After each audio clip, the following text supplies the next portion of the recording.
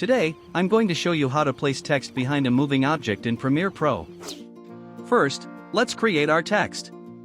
Select the Type tool and click inside the preview window.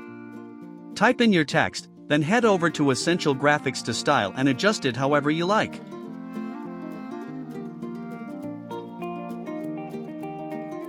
Make sure to extend your text layer so it matches the length of your video layer. Next, duplicate your video layer. Hold Alt, click, and drag it up to Video Track 3, above your text layer.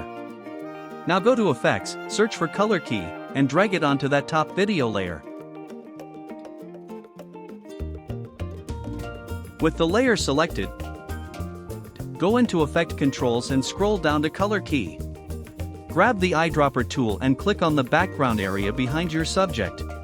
Finally, adjust the color tolerance and edge feather until your text sits nicely behind your subject, without cutting into the text itself.